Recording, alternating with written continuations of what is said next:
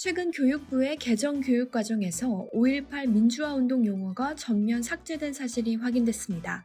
지난 5월 광주를 찾아 손을 맞잡고 임을 위하여 행진곡을 불렀던 윤 대통령. 대체 그의 진심이 무엇인지 야당 내 반발이 거세지고 있습니다. 교육부가 고시한 2022년 개정사회과 교육과정 초중고교 사회, 역사, 통합사회, 한국사, 동아시아사, 교과과정에는 단 한 차례도 5.18 민주화운동 단어가 나오지 않습니다. 지난 교육과정에서는 4.19 혁명, 6월 민주항쟁과 함께 7회 이상 등장했으나 4.19 혁명, 6월 민주항쟁은 그대로 둔 채 5.18 민주화운동만 쏙 빠졌습니다. 윤 대통령은 그동안 수차례 5월 정신은 자유민주주의 정신이라며 헌법 수록 등을 언급해왔습니다. 그러나 집권 2년차가 시작되자마자 노골적으로 5.18 흔적 지우기에 나선 것입니다. 이 같은 사실에 야당을 비롯한 많은 국민들은 분노를 금치 못하고 있습니다. 4.15 오전 국회의원 58명은 국가교육과정에서 삭제된 5.18 민주화운동 규탄 기자회견을 열었습니다. 이어 5.18 민주화운동이 교육과정에서 삭제된 것은 심각한 민주주의 훼손이자 대한민국 민주주의 발전의 후퇴라면서 지금이라도 교육과정 퇴행을 멈추고 2022년 개정 교육과정과 이후 추진할 교과서 작업에 5.18 민주화운동을 최대한 담아낼 것을 강력하게 촉구했습니다.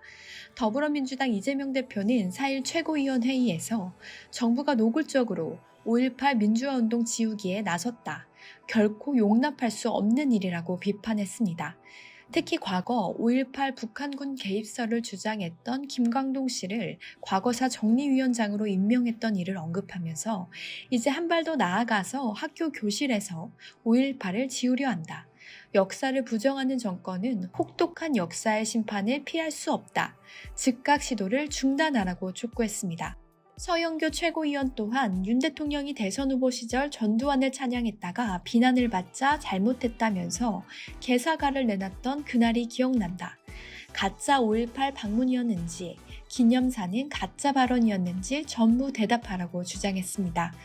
지난 2021년 7월 대권 도전 이후 처음으로 광주를 찾았던 윤 대통령.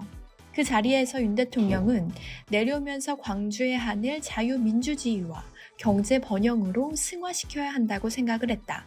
하지만 열사들을 보니까 아직도 하늘 극복하자고 하는 말이 안 나온다며 울컥하는 모습까지 보였었는데요. 정작 대통령이 되고 나니 딴판이 됐습니다.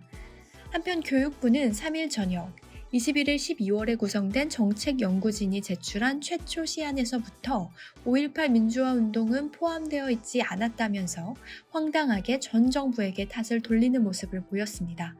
그러나 교육부는 정책연구진이 제출한 최초 시안에서 빠졌던 6.25 남침, 자유민주주의 등의 용어는 추가로 집어넣었다는 점에서 앞뒤가 맞지 않는다는 비판이 이어지고 있습니다. 시청해주셔서 감사합니다.